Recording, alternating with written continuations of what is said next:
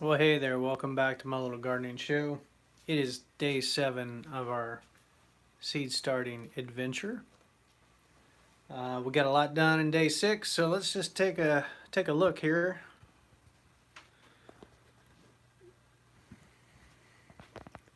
Altogether, I have 90 seedlings. Pretty much all brassicas are members of the brassica family, so consequently they all look pretty much the same at this point. We got some blue kale. Got some Jersey Wakefield cabbage back here. I got some kohlrabi right here. Some Brussels sprouts back there. And some golden acre cabbage underneath these lights. And nothing has wilted or been negatively affected yet by the transplant. Again, I'm using my large pots. Got them 3/4 of the way full. We watered them in pretty good last night. I bottom watered, and those trays are pretty well dry now, but the soil mix is still damp. So there's plenty of moisture with these plants. And then I hit all of them with a little bit of diluted nitrogen fertilizer, or nitrogen base, basically this Grow Thrive, BioThrive Grow. It's got a little bit of the nitrogen, potassium, phosphorus, so the big three. Then there's some trace amounts of some other minerals. It's pretty good stuff. Works out pretty good. But I think hitting these with that, and in the mixture that they're in, they're going to do well. It's kind of interesting too. The leaves have turned, overnight. They turn to face the lights. So like my light doesn't fully cover this area, so I've got it up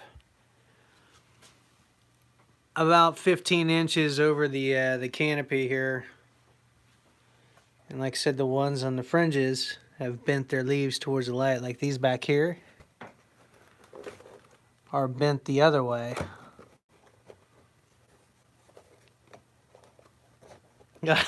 Hey, Tom.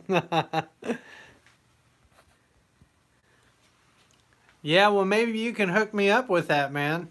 We can barter. I can get you some salsa and maybe some green beans, and maybe you could hook me up with some self protection there. Oh shoot. Yeah, it's crazy, man. I just we were listening to the Ohio governor's address. He's been holding a press conference every day at like 2 o'clock, 2:30, whatever it was. Well, hey there, little Bean. And yeah, and so shelter in place. Now the big question is, I was reading through oh the memo, and he didn't really outline specifically essential versus non-essential. The essential was in kind of the frequently asked questions, and it kind of had a few areas, like healthcare workers, police, like basically law and order, healthcare workers, public sanitation, restaurants serving takeout meals, healthcare, stuff like grocery stores, gas stations, stuff that's providing like essential services are all going to be open. But the question is what about manufacturing? In particular, manufacturers that supply like essential, like critical components to other industries, like supply components and goods to essential. Yeah. Well, and I guess remote work. I mean, if you can work remotely, that's a whole nother ball of wax. Because like my business, I think worst case scenario, if the manufacturing does get shuttered, we're still going to be taking orders. We're still going to be doing collections, like trying to collect money, outstanding receivables, accounts receivable stuff, trying to pay invoices that we have, and then doing like the HR functions like timekeeping, payroll, communications to employees, all of that. In fact, my boss told me, depending on the nature of the order, that I would probably still be coming into work because I would be an essential employee. So on the one hand, that made me feel good, like, oh, okay. But on the other hand, it's kind of like, man, that kind of stinks, because the rest of my department's going to be working from home, remotely. Most of it business development, engineering, all of that. But hey, at least got a job, still employed, and I think going to get a paycheck this next Friday. Yeah, trying to think. Little Beanie, is it Monica? Is that your name? I'm trying to remember.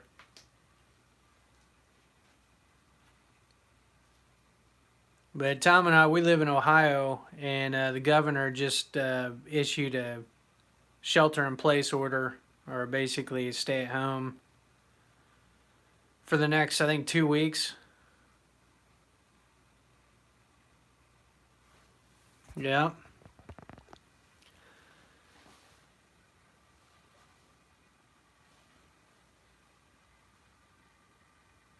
Zuli?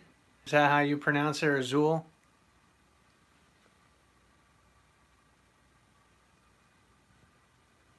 Yeah. Well, the other thing I know, this weekend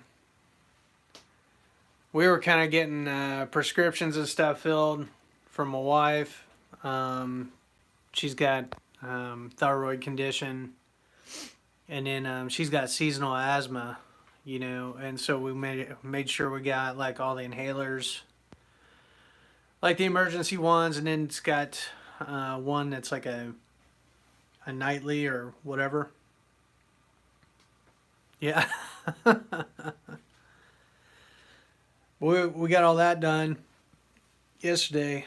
I feel kind of bad for my in-laws, and I don't know how this is all going to affect, but they run an auto place in town. That's probably going to be shut down for the next 2 weeks, and I know we currently rent from them. They own this house. We rent from them, and depending on how everything shakes out and how long this goes, who knows? Maybe we're going to be going back to some like communal living where we're going to have other family members over here, because this is the biggest house of all my family.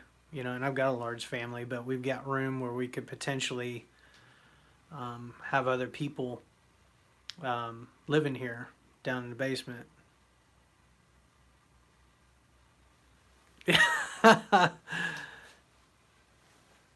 Yeah, maybe I need to come work for you, Tom.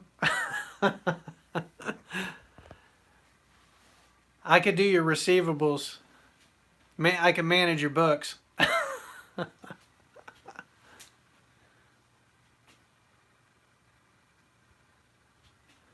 I should have brought the tripod down here. My daughter, she grabbed it. She's making a little video. She's making some bread yesterday. Oh, and she put it down. Look, bless her heart, child. The child brought it back down.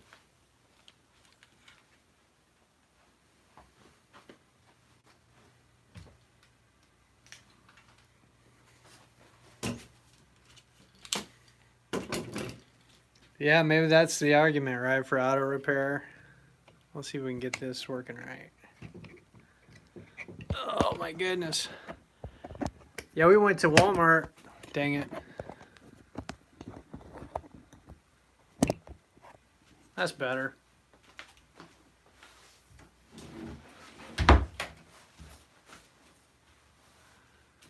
Yeah, we went to Walmart. Is that gonna work?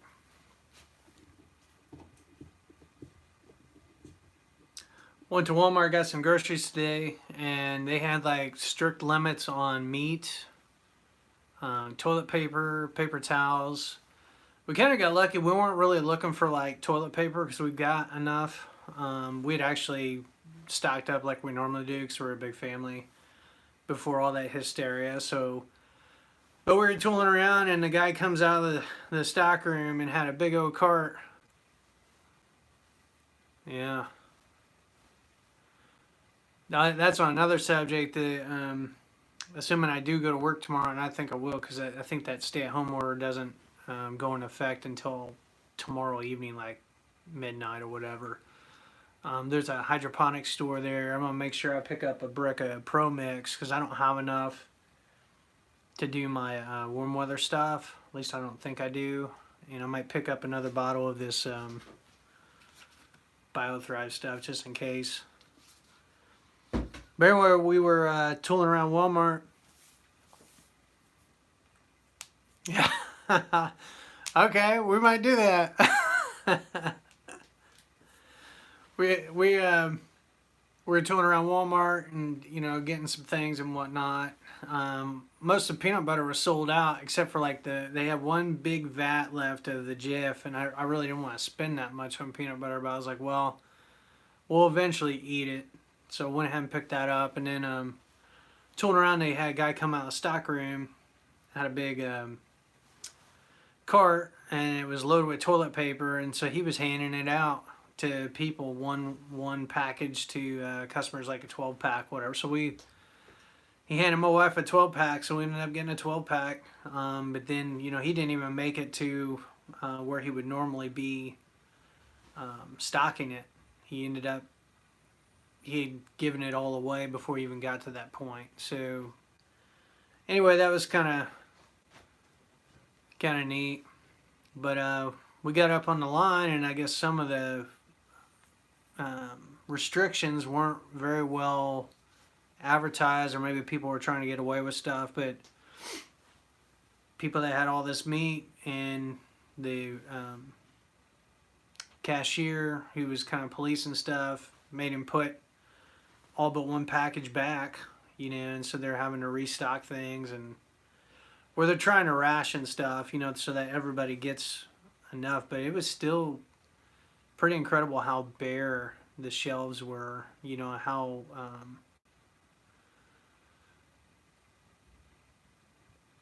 yeah.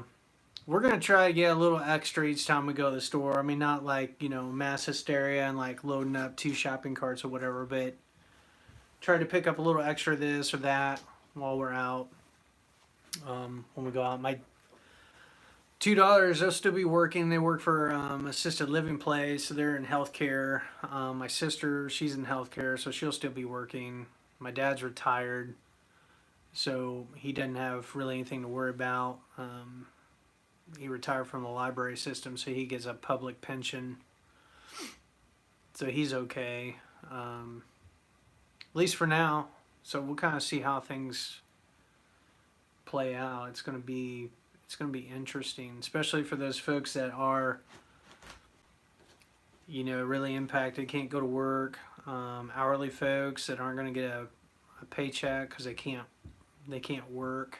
What are they going to do if especially if they don't pass some kind of relief package? I mean, I guess they can get unemployment and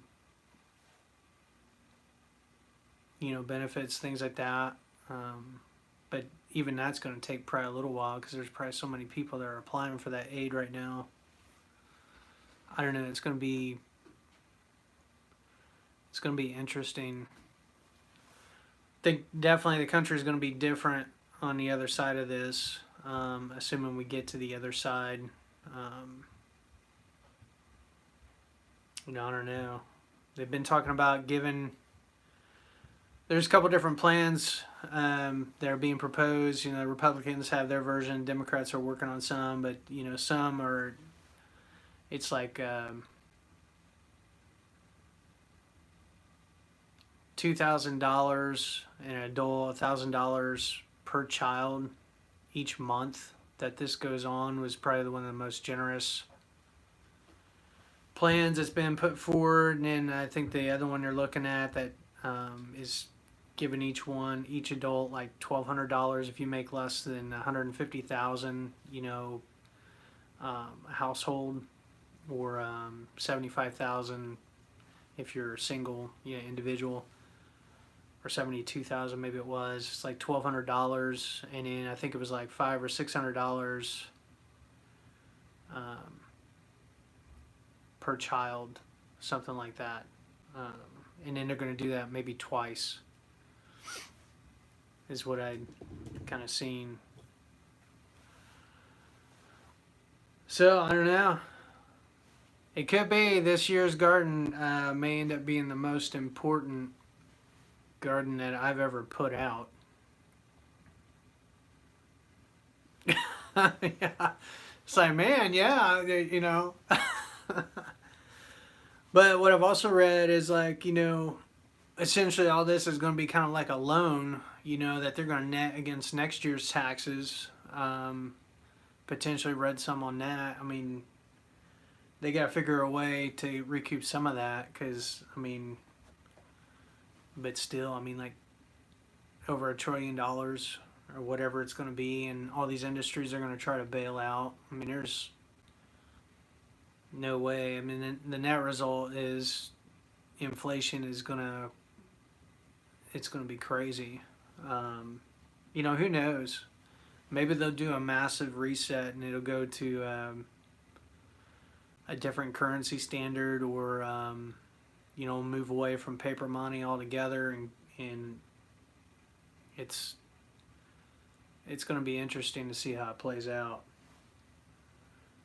And then like small business owners, a lot of them, they're being kind of put out. The problem is that a lot of businesses are leveraged to the hill, the larger ones especially, and they rely on credit to basically keep things going. What are they going to do if things are shuttered for a couple weeks? It's going to put them under. And there's probably going to be a lot of small businesses potentially that don't come back from this. My brother-in-law is looking at the Small Business Administration because they got like emergency funding that they're going to offer, like low interest loans. I guess the caveat is that you can't get financing elsewhere, and I think they cap it at like $3 million. So I don't know. It's going to be real interesting. The other thing too that's a big risk for businesses is that even if they do stay open, yeah, yeah, we got some gift cards from GameStop. My son he's got probably $100 in gift cards, and I told him, I was like, we need to probably use those pretty soon because I hear GameStop's not doing too well, or at least up until this point, they haven't been doing too well.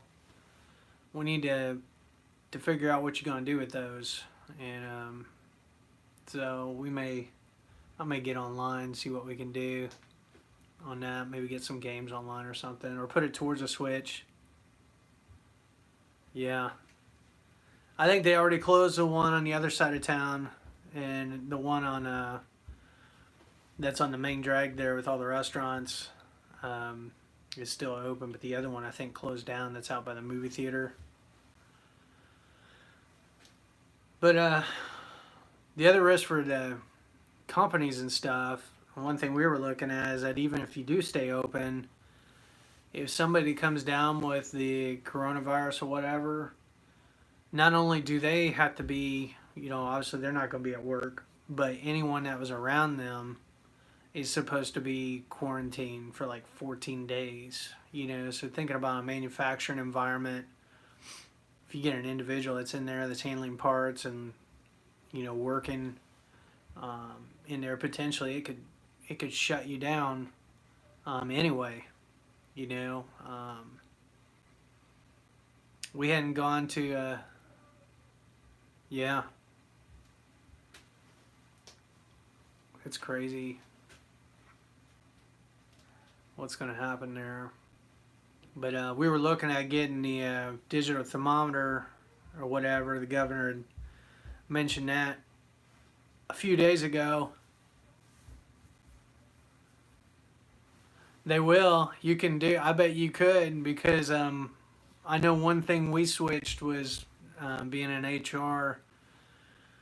Our hourly employees didn't get any kind of like sick leave. They had vacation time. They could take personal unpaid, and then they could bank vacation from year to year up to 13 weeks. Yeah, I've heard that too. It's like in the shipping industry, they're afraid they're going to lose their jobs, so like they're still coming to work even though they're sick. But at our company, basically what we did was we flipped all of our hourly folks to the salaried, basically sick time, where it's basically comped, so like they're going to get paid if they call in sick, whereas before it was like a 3-day waiting period, and then they got 2 weeks under the short-term disability, 100% paid, and then if it went longer than that, it was like 66% under short-term up through 12 weeks, which ran concurrently with FMLA, and then 13-week they went to full-time disability. Yeah. And so we flipped all their policies and basically went around personally and talked to them and just said, hey, we're going to take care of you. Company's going to take care of you. If you get sick or if you get any inkling, just, call in. We'd rather you err on the side of caution. And I think with this, you got to be fever free for 3 days is what we've gone with. So if they get a fever, don't come to work. And we don't want you coming back until you're fever free for 3 days. And the other thing we did, was we set up a new payroll code, because apparently they passed this emergency sick leave act or whatever. I forget the formal name of it, but basically it expands on FMLA, provides like emergency sick leave for people that are affected by the COVID related symptoms, or had to take off for childcare. And then the FMLA grants all kinds of provisions. There's a lot of language change there. At least for the rest of this year, it would go into effect like by the end of March. It goes to end of December, but basically any company that's 500 employees or less has to comply, and they have to provide paid leave to people, even if it's like take care of their kids. It's like the kids are out of school the rest of the year.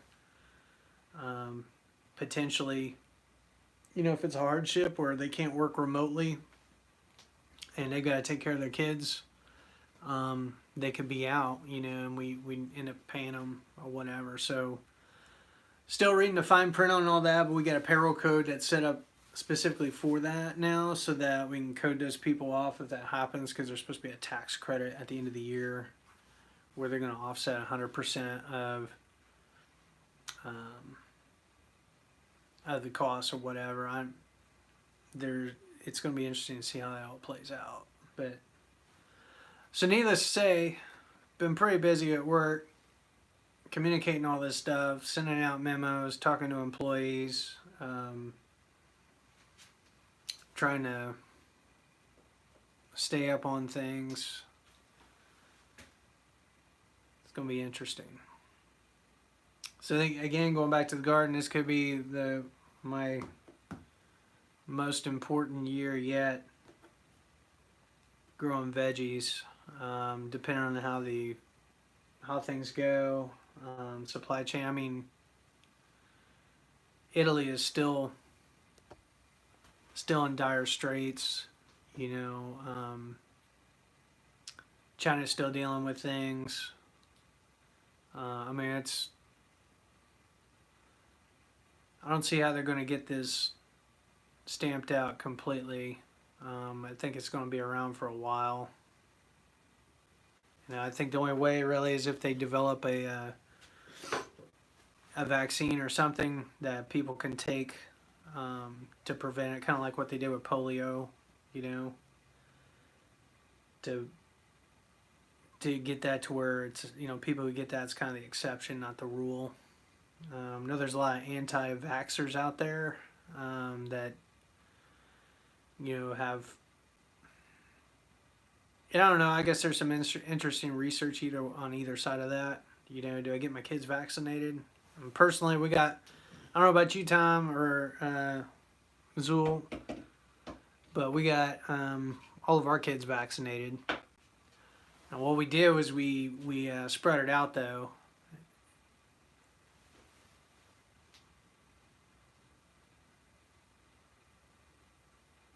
Yeah. My garden's out at my dad's house. It's still kind of out in the open, but at least people have to go a little ways to get to it. Kings Island thing, that kind of stinks. I know you like going to all the amusement parks. Well, looky there, it's Mrs. Green. Dropping by my channel. I appreciate the support.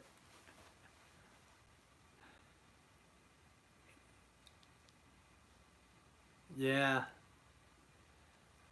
Hey, Mrs. Green, you never guess who stopped by yesterday. Take 3 guesses who stopped by the channel yesterday.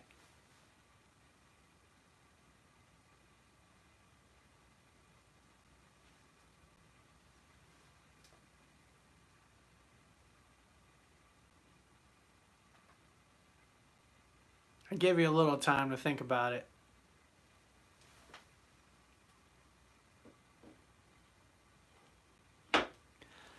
Yeah, I need to join your challenge. I saw the thumbnail. I just I haven't dropped into a live chat on your channel yet.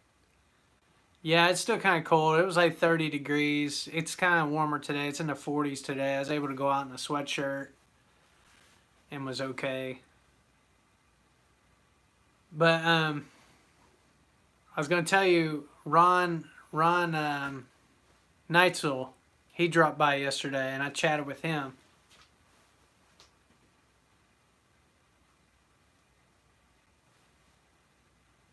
He told me that he wasn't welcome at your channel anymore, so I asked him about that. I was like, well, why is that? He said it had something to do with plowing snow at like 3 o'clock in the morning or something.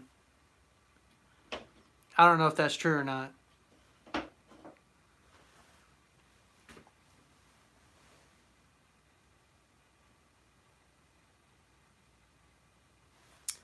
Oh, looking at the screen here, I see I need to get those boxes back out. I need to get some lettuce started, but I don't have a whole lot. I don't have any more space down here to do that. Though I was at Walmart earlier today, along with the grocery shop, and they had these really nice metal racks, kind of like the Gorilla racks, and I think it was like 97 bucks. But it's a shorter footprint instead of being like a 8-foot rack. It was I don't know. I think it was a 5-foot rack. But you could.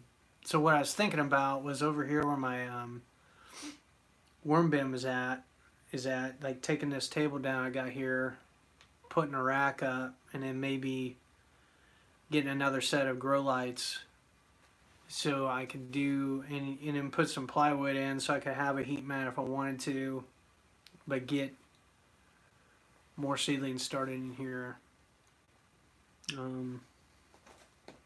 We'll kind of see. Maybe I can get these once these get going long enough. I can get them outside, and then I'll have the space to do the other stuff. I can see your typing. I need to set this up to where people can actually talk, kind of like they do on your channel. Is that through like Google Hangouts or something?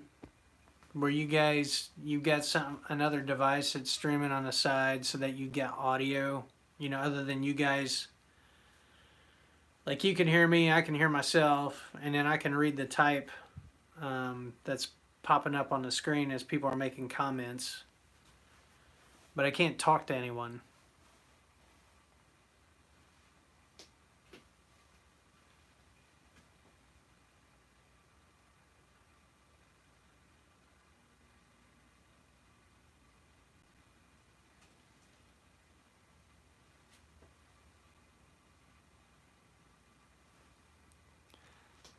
Well, I could probably get you some seedlings if you want.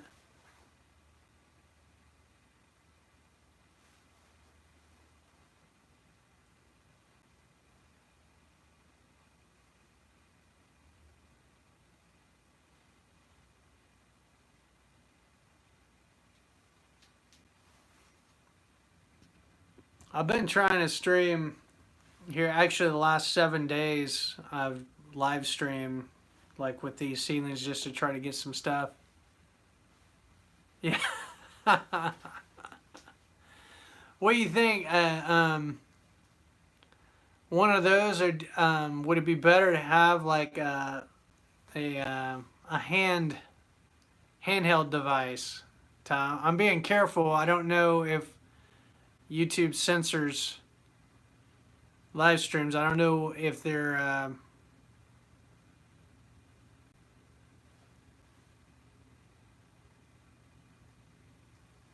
what you're allowed to say and what you're not. Now, one thing though about the live streams that's been nice is that it's a lot more efficient than actually making the videos. Not that I put a ton of time into making videos anyway. I'd spend maybe an hour like picking out some music and trying to get a little thumbnail and then whatnot. It was kind of neat, and I'll still do those, but one thing with a live stream is you can just get it going and it's, you're good. Ah, okay. Well, I'll have to go to the range with you. You have to show me how to use it.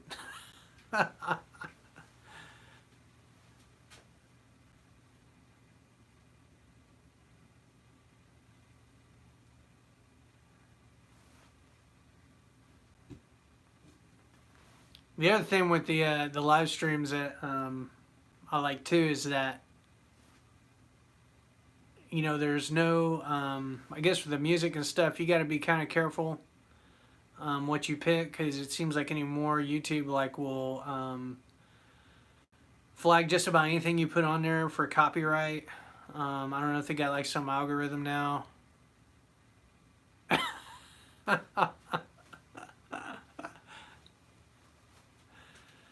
They got some algorithm now where basically when you're uploading stuff, they'll pre-screen it. If there's anything, they'll flag it for copyright, unless you use like I guess they got an audio library that's got a lot, and that's where I've used a ton of stuff. Another site where I pulled a lot of sound bites and stuff off of is a site called Zedge. Okay.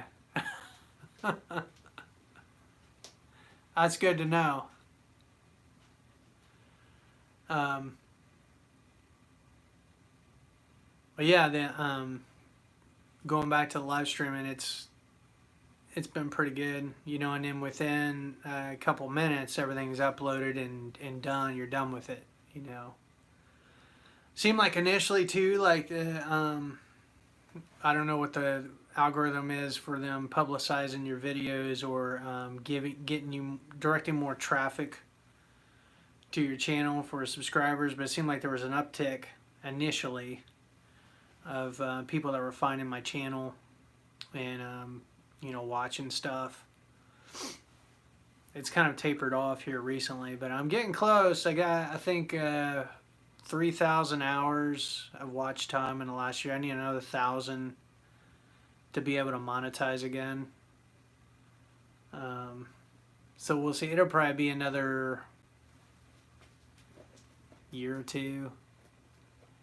I'm picking up like 15 subscribers a month. And that's not really doing a whole lot other than just being me and throwing up an occasional video here and there. Was trying to do like one a week, one maybe every 2 weeks, something like that. Here recently it's picked up a lot because there's more to kind of talk about, you know, since I got my seedlings going and all of that. So that's been good. And depending on current events, maybe there's going to be more to talk about. Should be interesting.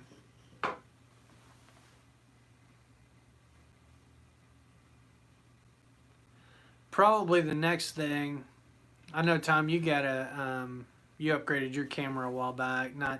It's not like super nice or anything. I mean, you got a pretty good deal on it, but that's probably the next thing. If I keep doing this, is to upgrade the camera. You know, right now everything's shot on an iPhone, you know, which is okay. It does a decent job, you know, for what I'm doing, and it's easy. You know, I can just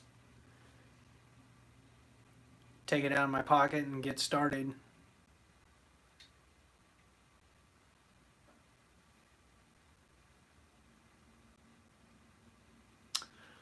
Yeah, I thought about doing that. The thing is, if I rename it, from what I've heard, and maybe I'm wrong, maybe there's a way of renaming it where you don't start over.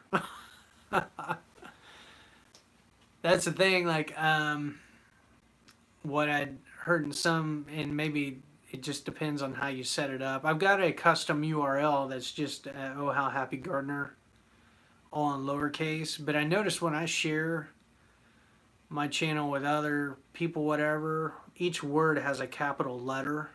And I think when you go to search for it in Google, if you just type in, oh, how happy gardener, one word, it doesn't really pull up any of my videos. It pulls up some other channel.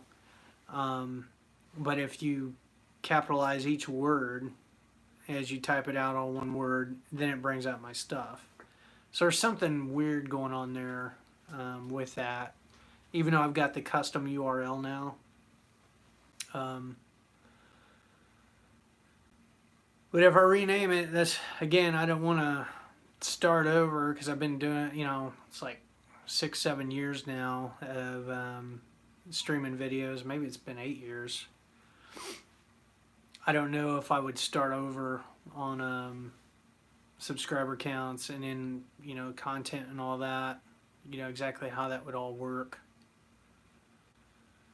You might know more about that than I do because you've been at it a little while longer than I have. And you got a lot more subscribers than I do. But then again, auto repair.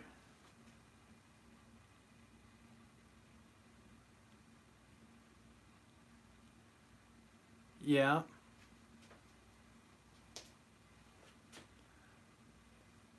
Well, if you find the link to that section, send it to me, and I'll take a look at it. Maybe I'll do a contest to rename my channel and have subscribers. Maybe I'll do a stream and put it out there about renaming the channel. Huh.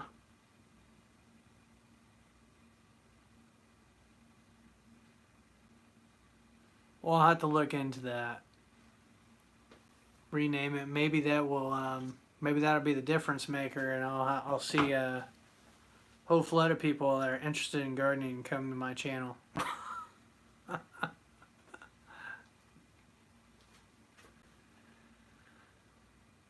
Yeah, maybe even start. Keep that going and then start something else. I don't know. I'm gonna give that some thought. But it's fun. I enjoy it. It's kind of fun making videos and interacting online. I meet cool people.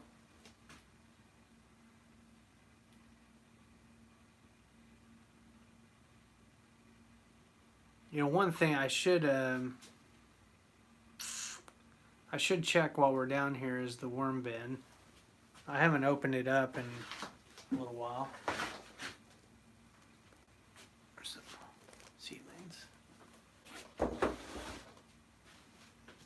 Let's flip it around real quick.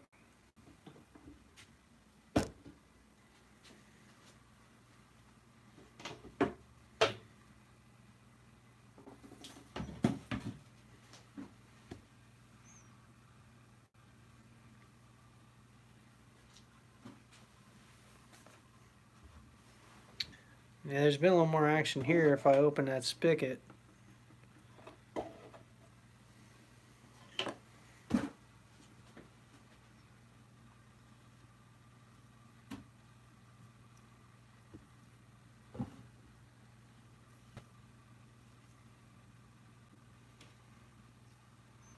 I dropped a big pile of food.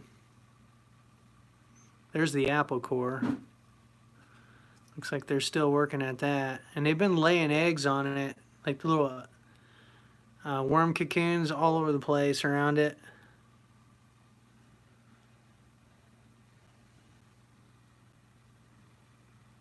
There's one right there. And I found probably like 4 or 5 of those just on one side of the apple last time I dug it up.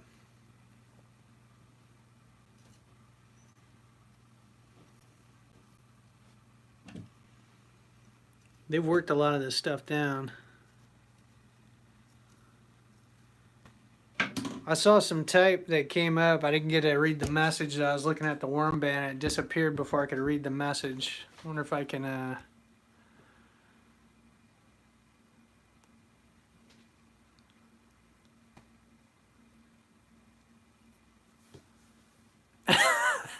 yeah.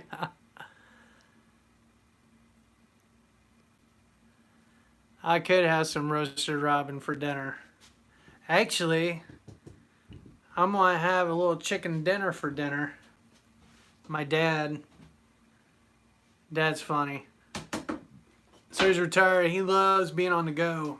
So all this like shelter in place stuff and social distancing it's a little bit of a challenge for him because he's a people person, likes being around people and likes being on the go, doesn't like being cooped up in his house. So he calls us. I was actually at Walmart. He called me, and what he's wanting to do, he's going to go by, I guess, Cracker Barrel. I think their carry-out service is open. He's going to bring over chicken dinner for the family. I was like, okay, you want to do that? That'll work. I mean, usually we got activities and stuff, and sometimes it's hard getting with him. But he offered to do that, and again, we're going to be around, so that's what we're having tonight. So we are going to be eating some bird tonight.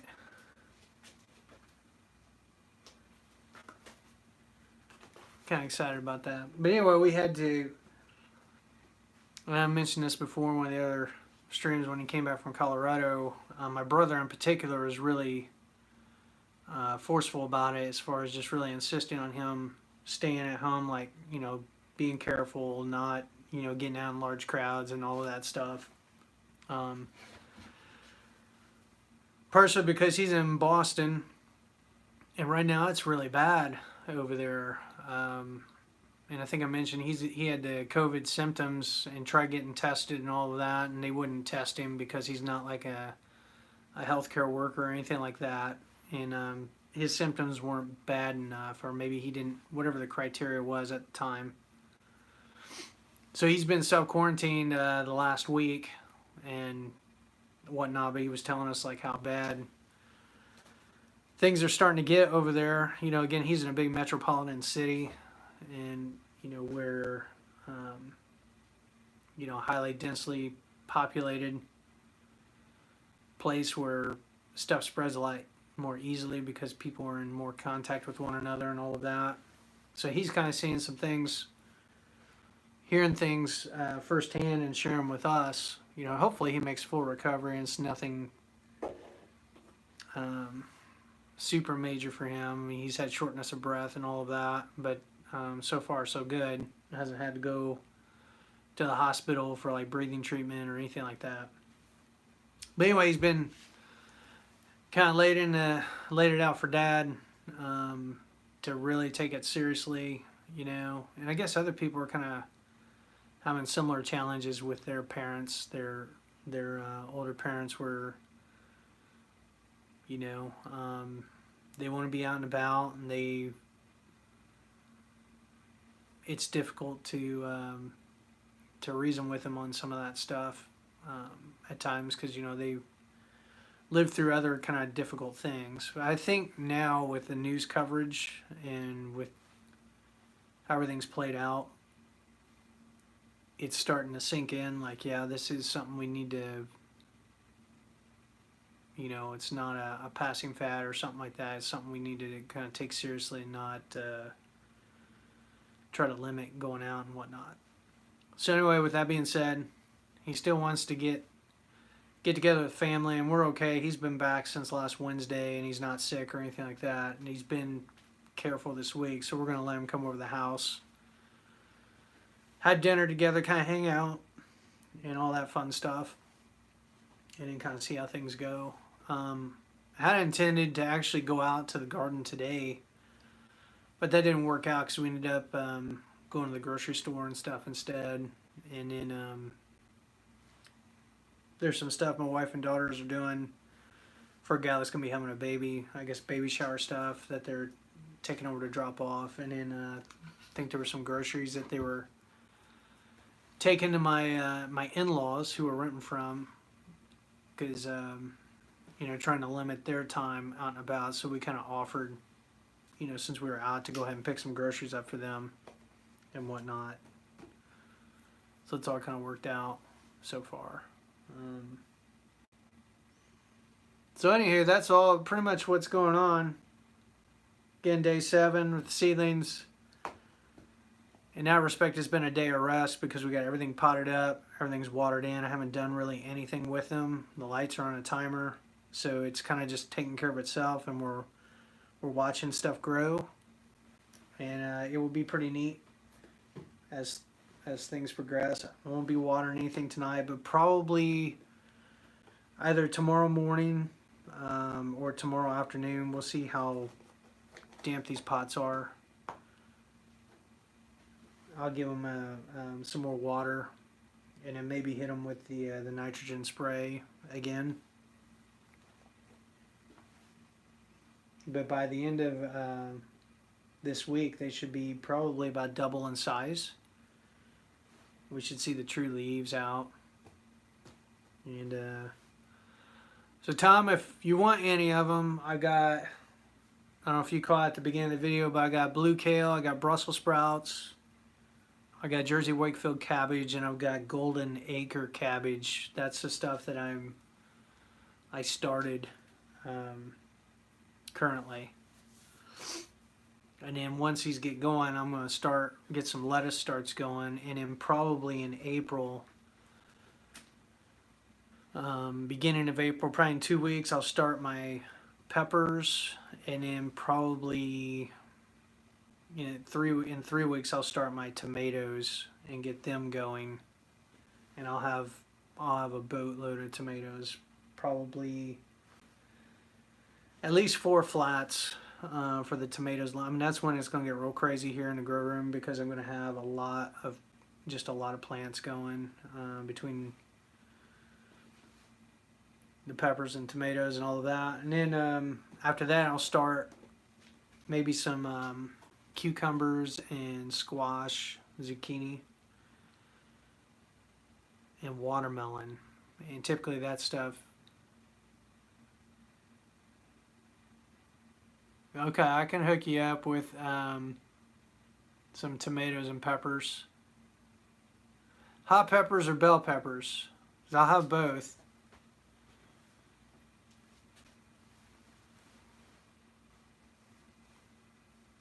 I get this one, I get the California Wonder. I'm probably doing that one again. The Red Marconi is a really good one.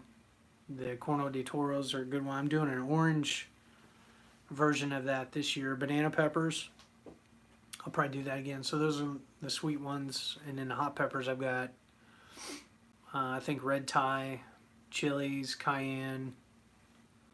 I'll be doing jalapeno.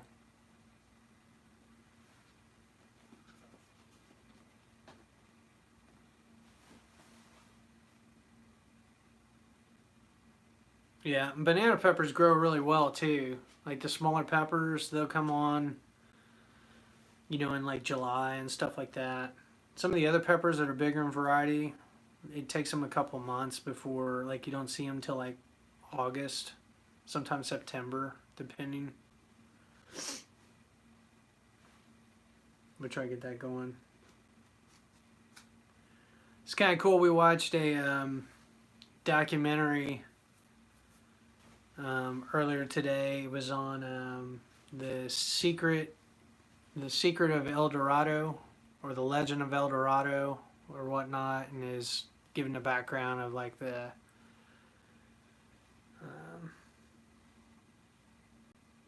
Spanish explorers. Yeah, they can get really tall. Mine didn't do as well this past year. I don't know. It's where we had them planted. I don't know what I did wrong, but they just, maybe it was just too wet. The season was kind of weird last year. We were watching this El Dorado documentary, and it was talking about the Spanish explorers, going into South America and exploring things, and I guess they recorded these big civilization in Central Amazon. I'm trying to think of the guy's name, but he recorded these cities and all this stuff. So then, like, I don't know, 50, 100 years later, when they went in to try to search for the city of gold or whatnot, they didn't find anything. And so there's some conjecture that maybe all that was made up. But then here recently, there's archaeologists that have been studying that whole region. And yeah, we grow flowers. My sister grows flowers. Sunflowers and cone flowers and all kinds of stuff. Need to get more into that. So anyway, they've been studying the landscape. Yeah, zinnias do good in the garden. They were studying the landscape, and they noticed like this terraced like farmland, and I guess it was south of like the Central Amazon region, but they basically figured out like this whole network, like this civilization, and just crazy network of these like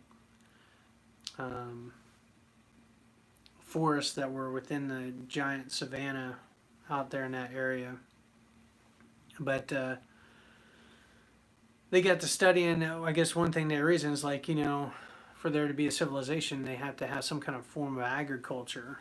And so I guess when they started thinking about that, they went back into the Central Amazon forest and started looking for signs of stuff. And what they noticed, there's certain areas, they call it terra preta, where the soil was a lot darker, and then they did some excavation. There's like pottery shards and like a lot of organic matter that the Indians had put into it. And so then they started mapping that area, and what they found is wherever they found this terra preta type soil, when they did test digs and stuff, they found evidence of a civilization, and it kind of lined up with the whole Spanish account of what may have been there at one point. But what was cool, it went on to talk about that soil, and I guess they've been doing like studies, like they did all these test plots with it, where they had like an area where they didn't really fortify it much. I think they added minerals, that was about it, and it didn't really do too well. So they had a plot where they didn't do anything, and it was just like one or two little grain stalks, and they didn't have heads of grain on it at all. Then they did another plot where they had mineral fertilizer, and it did better, produced some grain and all that. But then they had a third plot where they had tried to mimic the terra preta, because they had analyzed the soil, and what it was basically charcoal. biochar, charcoal, whatever, where the Indians figured out if they let stuff smoke in like a kiln or like caught, dug a trench and then put a log in, set it on fire, and then buried it, and it would just smolder. What it would do is it would burn down, but it wouldn't. The minerals and all that would still be intact, and it would form charcoal. And then basically, what was happening was the microorganisms in the soil. Well, one, it was retaining all the minerals, so even though there's a crap ton of rain in the rainforest, right, in the Amazon, which is why the soil elsewhere in that area is like yellow and real poor, because just all the water they get just leaches everything out. The charcoal kept the minerals intact, like they didn't leach out near as fast, and then the microorganisms like basically would colonize the charcoal or the biochar and then basically unlock the nutrients that were in the soil, make them available to the plants and stuff like that. And what they found is that anything they planted in it did really well. So this third test plot where they mimicked that is like full of all these grain stocks. Like he said, it was like 800% more productive than the other plot that had just the mineral stuff. So it's kind of pretty amazing. And then what they found, I guess the other surprise that they found with all that, just watching this documentary, is that they actually, farmers will come in and they've got an operation where they'll excavate or dig out a bunch of that stuff and then take it to another place to grow, as a supplement for their soils.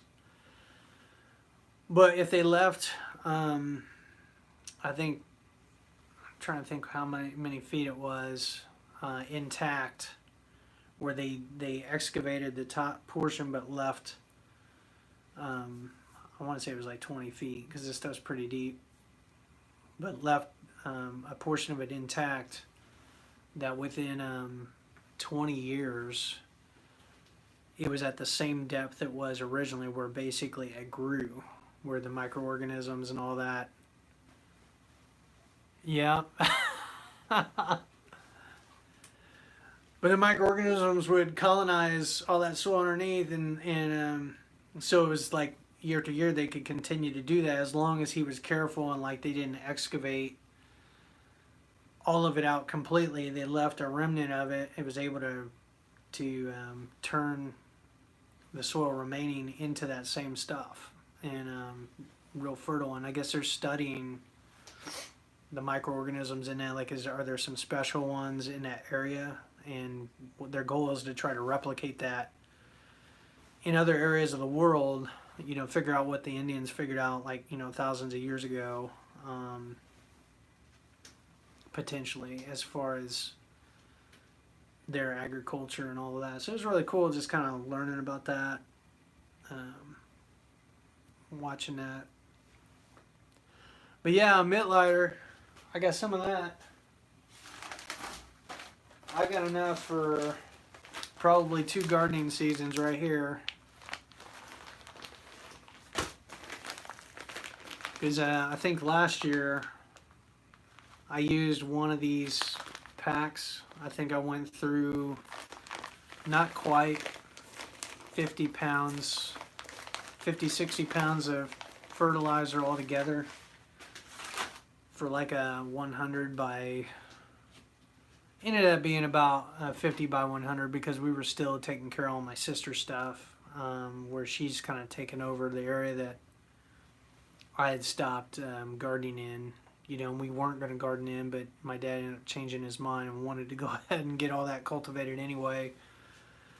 So I went through probably about 60 pounds altogether.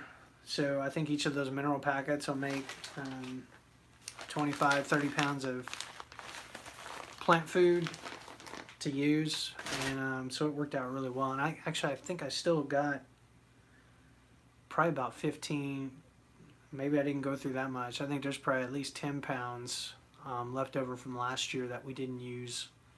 That's in a food grade container with a rotating top that screws on. Sounds like somebody just came into the garage. Let's see who this is. Well, hey there. You can come in here. What you doing? It's always fun when you have kids. You can come in here. Yeah, go ahead and get some gloves. I want to do something other than just watching TV. Well, that's good. I'm glad you want to do that. Actually watching Xenoblade, so that's one of them. Yeah, we need to get him off the Wii. Oh yeah, Daddy. So, Bubby got the final beast, and he's also got the first part of the Dark Link clothes from Kilton. Well, that's good. It's exciting, but he doesn't have enough Mon. Well, I guess that's it for now. I'm going to take off here. It's been good chatting with you, Tom, Mrs. Green, Zuli. Maybe there's a couple others that drop by the channel. But we'll catch you next time. Happy gardening. Bye.